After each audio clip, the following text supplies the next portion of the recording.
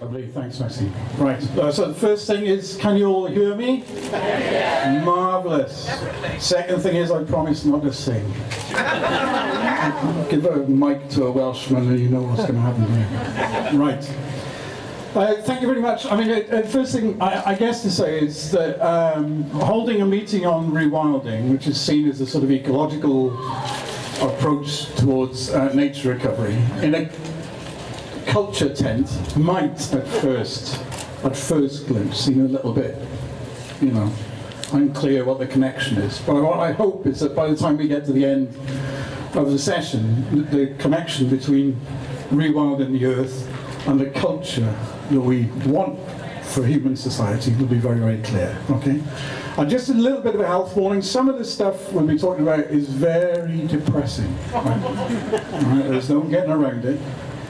What the situation we're in is very, very serious. So there'll be a few stats and stuff like that, and it can get you down. But by the end, again, hopefully you'll be full of radical optimism for the hope for future and for socialist ecology in particular.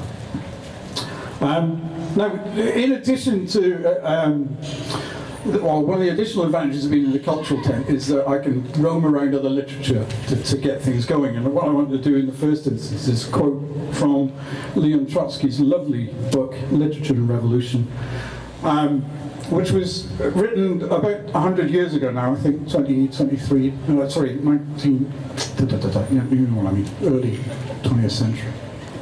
And there's a very important statement in that work which will affect the debate, hopefully, that we can have. He said, the present distribution of mountains and rivers, of fields, of meadows, of steppes, of forests, and of seashores cannot be considered final. Man has already made changes in the map of nature that are not few or insignificant, but they are mere people's practice in comparison with what's coming. So that was written 100 years ago. And what's happened since, a century later, with capitalism now globally hegemonic, despite all the attempts to push back in the opposite direction, what we're witnessing across the world in terms of the biosphere are the barbaric changes in the map of nature that capitalism has created. So 100 years after Trotsky's effective warning and desire for that map to be written on the basis of socialism, we find ourselves entrenched within a capitalist system that is inherently ecocidal. And every day, every week, we're seeing more and more bad news, and I'm sorry if anybody's already touched on these in the other sessions. There's a couple even just this week.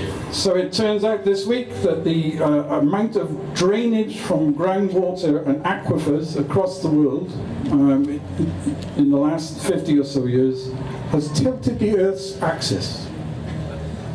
Nothing to see here. Barely penetrated the news. Okay, so that's one. The other, significantly, is that in the first year since the convention, the meeting in Glasgow, the COP, tropical deforestation has accelerated by 10% over the 2021 rate. So all of our global leaders sat down in Glasgow, agreed to end deforestation by 2030, left that meeting, and immediately oversaw an acceleration in deforestation. So those are just two of the sorts of things that we're seeing.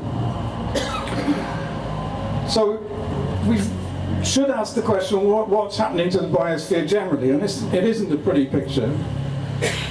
Biodiversity, which is another word for just life on Earth, you're sitting on it, it's all around you, it's inside your body, in bacterial form and everything else, has risen over the last 500 million years quite dramatically. But it's had 5 episodes of mass extinction. And the last one was the one that took out the dinosaurs about 65 million years ago. Very, very serious for the dinosaurs, but thankfully it allowed us to come in. Today's rates of loss and extinction to biodiversity are comparable with all those 5 events. And in fact are very much higher than the extinction rates that were seen 65 million years ago. So we are living in a moment of mass extinction. And we're living in a moment of mass extinction that's derived not from some mysterious force, but from the way that we organize society. The rates are somewhere between 71 and 18,500 times higher than they were 65 million years ago. Right, and that's the moment that we're all living through. So that's the grim stuff, and I'm really sorry, but it's leading us to conclude, or conservation ecologists like myself and others, to conclude that we're in a moment of geocide, or ecocide, or sixth mass extinction. And it's leading us also to conclude that the Anthropocene, as it's currently being shaped, the geological era that humans are coming to form, is almost completely destructive in its current form. So that's the sort of picture that we need to think about, or the background that we need to think about in terms of nature recovery. The causes of this crisis, there's a lot of consensus at one level, and the level is, if you like, the proximate or the immediate factors that are causing biodiversity loss. So those are things like habitat loss. So in this country, for instance, we've lost 97% of our hay meadows since the end of the war. And things like urbanization and so on are causing those sorts of things. Then there's invasive species, and this is the idea and that plays out that as human beings have developed globalization, so we've moved other species around the world and so on. And I don't know if you've seen, but this week in New Zealand they've announced that they're going to kill all the rats on the Northern Island. Good luck with that. Then there's pollution, and that includes climate change, but most especially is the kind of pollutants that get into the food chain. So things that Rachel Carson identified in 1963, DDT and so on. And the other pollutants that come from industry like polychlorinated biphenyls or PCBs that are building up in marine food chain and so on. Then there's the notion of overharvesting, and anybody who knows anything about the state of the world's whales will know that they have paid the price for that sort of tendency for unregulated capitalism to just strip resources out, to overharvesting. Underneath that sort of consensus about the immediate factors, the consensus starts to break down. A lot of conservationists are content, if you like, not content, because I'm sure it doesn't make them happy, are content to blame humanity in the round. And you see this sort of thing, so everybody watches David Attenborough documentaries, yeah? I have to be very careful criticising David Attenborough if you work in conservation. What you see with those sort of programs is quite a set pattern. Nature is beautiful, and then usually in the final episode, along come the humans and everything gets messed up, and you know we're really awful. So there are some, if you like, conservationists who look at the causes of the biodiversity loss and just say, well, look, the problem is that we're an ecocidal species. The more of us there are, the worse it gets. And therefore, the thing to do is both control human interaction with nature, to, if possible, get human beings out of nature, but also control our numbers. So there's a very strong Malthusian or population growth orientated argument there. And it's a very strong kind of idea, and it comes from some very simplistic approaches towards ecology that see us as just another species, but one that's run amok. It doesn't spend any time looking at the way that we organize ourselves or what's special about human beings, the fact that we're able to do this, for instance, communicate and share ideas and those sorts of things. So it's an oversimplification of what we are. And in contrast to that, there's perhaps a more radical approach, which is that human beings have always interacted with biodiversity. We have no choice. We get what we need to survive as people and as societies from nature. So we've always had to interact. And that interaction is sometimes negative, in the sense that we might, in the process of doing that, take out a particular species or overhunt or those sorts of things. But it's also an incredibly positive force. Because what human beings do is they disrupt ecology, and I've always done this. And in the process of that disruption, they open up whole new niches for species, whole new arrangements of ecology and everything else. So although we are painted by a lot of conservationists and a lot of the mainstream has been a completely negative force in history and in the biosphere. Actually, it plays out that we are as positive as we are negative. And what makes the difference is the way that we're organised and our ability to learn lessons from the ecological problems that we cause. And that's a more radical position, I think, is very relevant, certainly when we're thinking about socialism and an eco-socialist argument for saving biodiversity. How does it look when we think about the current system that we have, which is capitalism? Capitalism favours a particular, if you like, ecology. It favours a very simplified ecology. It doesn't like biodiversity, it doesn't like cultural diversity or anything else. It likes, if you like, biodiversity to be as simplified as possible in order to generate profit. So if you look at capitalist agriculture and you compare it to, say, feudal patterns of agriculture, what you'll see is that capitalism treats the soil as if it's the industrial floor. It depends on massive areas of monoculture, either monocultural crops or monocultural or single species, like huge ranches of beef and cattle and that sort of stuff.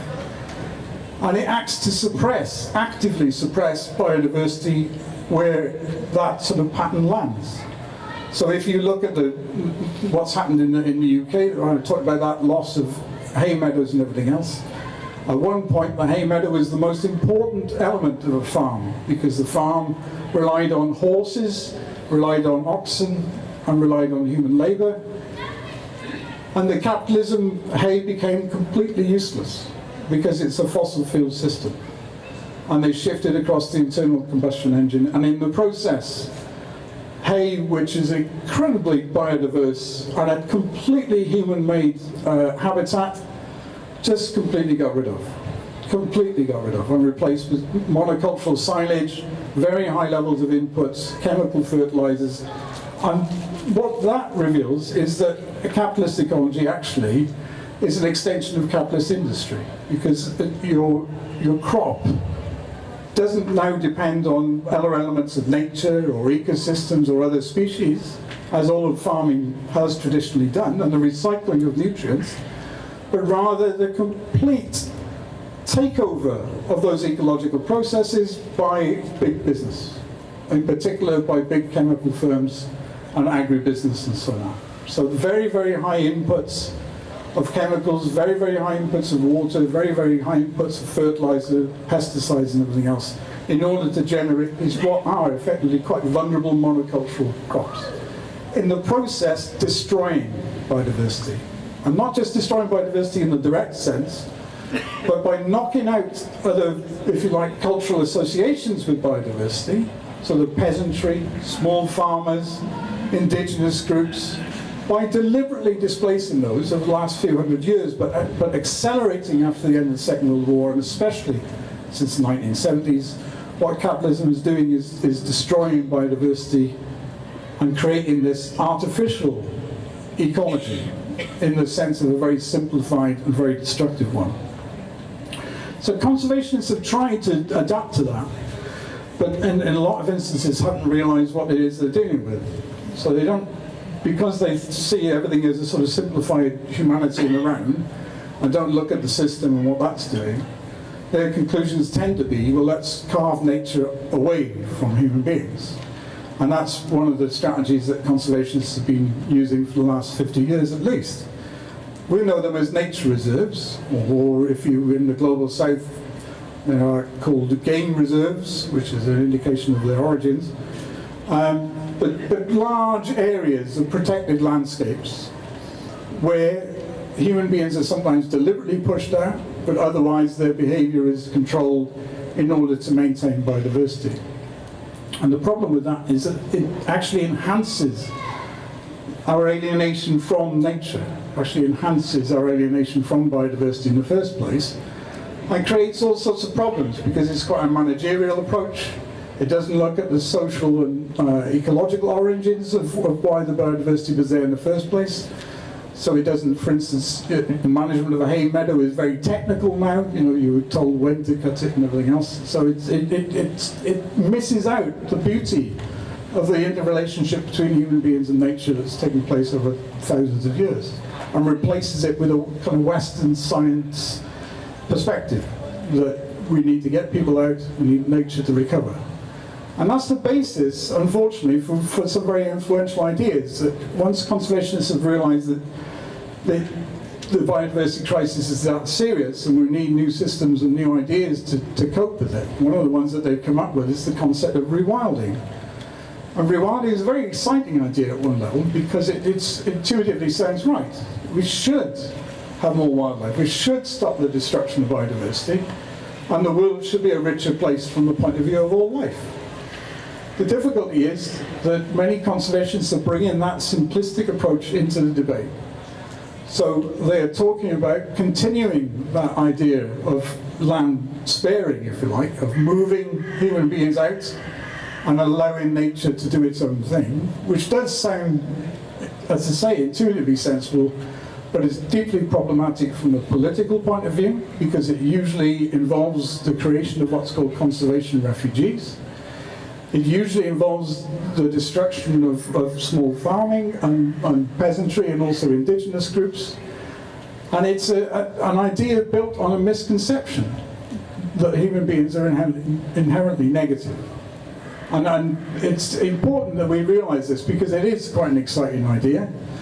The notion of introducing new species or reintroducing species gets a lot of purchase in popular culture, but it needs to be a bit more nuanced, it needs to be a bit more sensitive.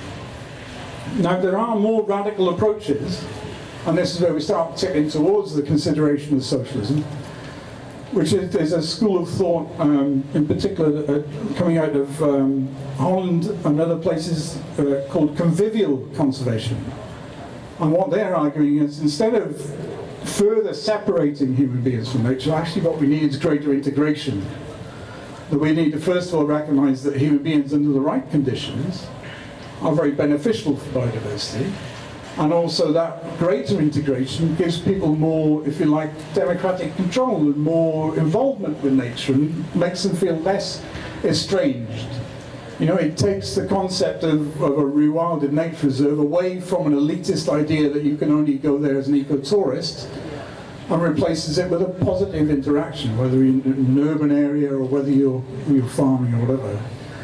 So there are conservationists pushing back in the right direction from the point of view of a socialist perspective, and they're saying that what we need is greater integration. And what we need is to tie those things with the whole agenda of justice.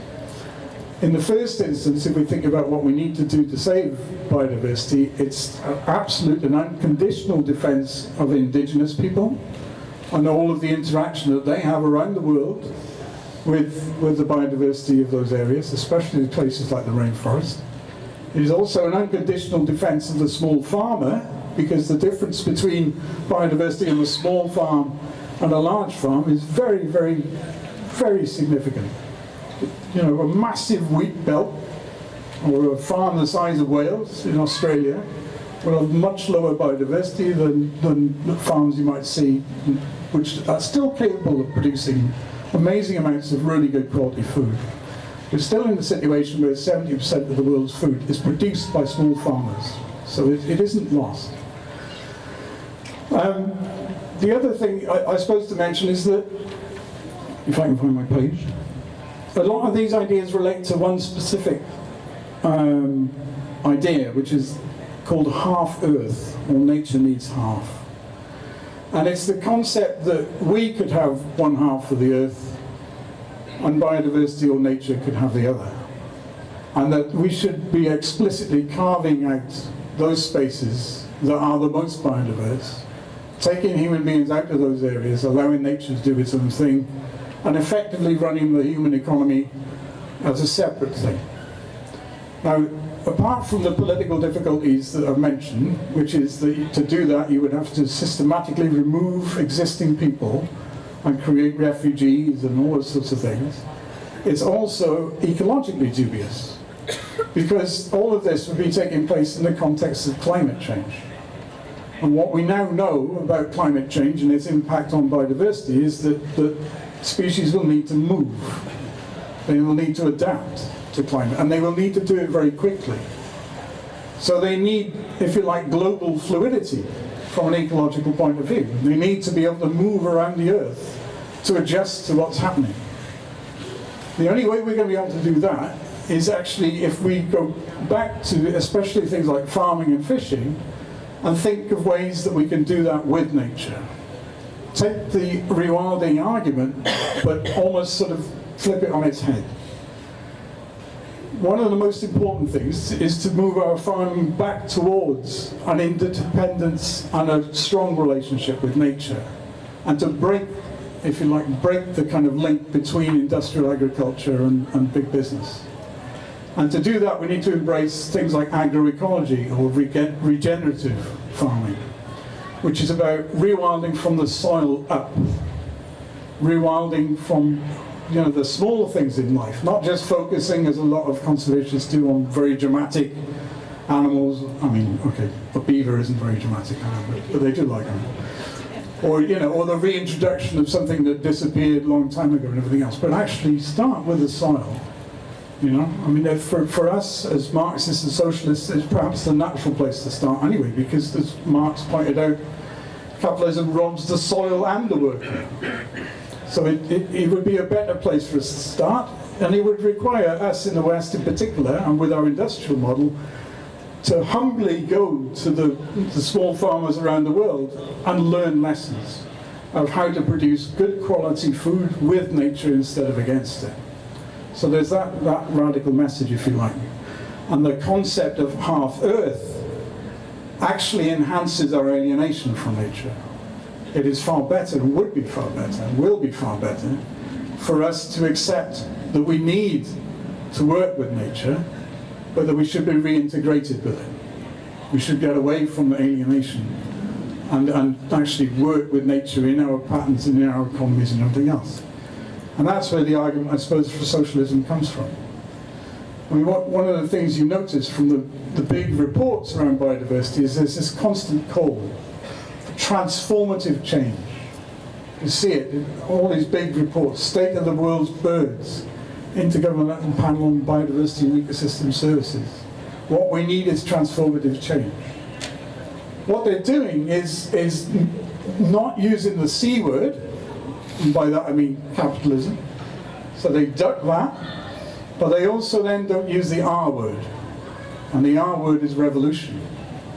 Because the only way that we're going to be able to transfer back towards meaningful ecology and a reintegration with nature is to accept that what capitalism has done to us from an ecological perspective is it's infantilized us.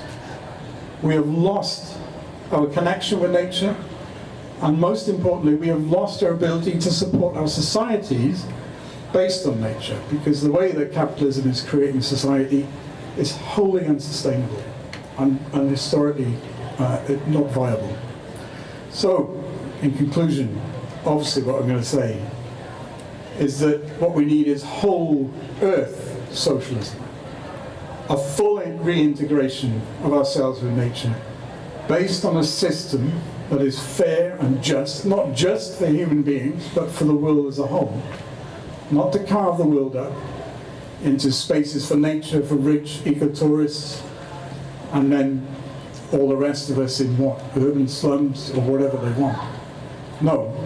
Reintegration with nature is the key. Human beings can and have been a positive historical force for biodiversity, and we can be again under socialism. My strong recommendation is that you join the SWP, because this is part of the debate. This is part of the very real debate for a society that can change and can interact with the world in a viable and sustainable way. Thank you very much. If I don't get to yours and you want to chat after, just come up and we'll carry on the conversation. Just general themes, though, I guess we can look at. One is what's happening here in the UK around rewilding, and this is an important thing because it affects pretty much how the concept was seen around the world. The point that Martin made is that strategies like rewilding land in the capitalist system. So they're framed by it as a response, and they're framed by it as a solution. And rewilding is a really good example of that. So rewilding in Britain, if you look at the celebrated examples of rewilding, they tend to be things like the Knepp estate, which is over in Surrey, a very large country estate. They tend to be, if you like, the sort of consequences of carbon and biodiversity offsetting that we're now starting to see play out in Scotland. These new green lairds, as they're called up there, where they're actually taking massive amounts of money, offsetting for big fossil fuel companies and planting up and all sorts of things like that. So capitalism is responding to the biodiversity crisis by taking an interesting idea, commercializing it, and turning it into, if you like, a continuation of the system. So that's the first thing to say. But it doesn't mean that there aren't some good things starting to come from the idea itself. I mean, unfortunately, things like Knepp are quite elitist. So if you read Isabella Tree's book, I mean, it's a very nice book, very inspiring. But it's a kind of eco-tourist safari in Surrey sort of thing. But if you look at it as it plays out on the ground, actually it's just a recreation of a feudal landscape. That's all it is. And it's replicability to your average farmer in the UK. I mean, they just say, I can't do that. I can't do that. I can't pull my land out of production because I don't have, massive reserves of cash to support me in this process. And then build glamping pods and saunas and all of that sort of stuff that come with it. But it's important because they've just written a whole new book on wilding that's seen as a sort of handbook. And if you look at the beginning of that book, the first chapter is actually a kind of colonial message. They say all of the conservation efforts that we've been involved in up to now, and I've managed 100 nature reserves across the country with good people like Sean, who's sat over there. And they're really hard work. And everything you do to manage those is really good. But what happens is outside of those nature reserves, capitalism rolls across the landscape, squashes diversity, destroys it. And then you can't use that to make a judgment about whether or not you're able to manage conservation on one individual reserve or a farm or something like that, because that's a systemic thing. And throwing out the sort of traditional people-orientated, volunteer labour type approach towards conservation, and just saying, well, what you need to do is get rid of your small farms, get rid of your tenant farmers, bring in beavers, bison, and a few other things, and nature will come back. It really is a massive oversimplification, and not just that, but it has very, very strong echoes to the concept of terra nullius. This idea that when Europeans went around the world, that the world was empty. It's one of the biggest lies of our time. Everywhere in the world except Antarctica and a handful of Pacific islands were occupied by human beings. When Captain Cook sailed the world, everywhere he landed there were human beings. He only found, I think, maybe 2 or 3 uninhabited islands, and his ship's artist was so freaked out by that he painted penguins on the beach to greet the sailors, because there was something missing from his picture. We were everywhere, and we were interacting with nature. And what happened through colonialism, through slavery, and through all of the things that flowed through that, the early stages of capitalism and what's been ramped up since, is the idea that wilderness exists as this outside category. The wilderness is what wraps itself around us. It wraps itself around human society. So what creates wilderness and what creates good wilderness is a human society that is aimed at sustainability, at justice, at ecological viability, the kind of projects that you see from the small farms of La Via Campesina, from Cuba, places like that. They're not perfect, but they are the direction, and they are the living examples of what could be ramped up under a revolution. And this is the important thing to remember. Somebody talked about time. There is an urgency, of course there's an urgency. But that doesn't mean we should go to the capitalists and say, you give us the solutions so that you can carry on making money. And that's what these piecemeal approaches to rewilding are. Because they will kick people off the land. They will create conservation refugees. They will make the situation worse. The thing to remember is the point that Rosa Luxemburg raised. In a revolution, the minutes are days. The hours are years. The speed of change, the possibility of lifting the lessons that the small farmers are showing us around the world, the good work of conservationists, all of that can come to the fore in the right circumstances. Join the SWP and help us with that.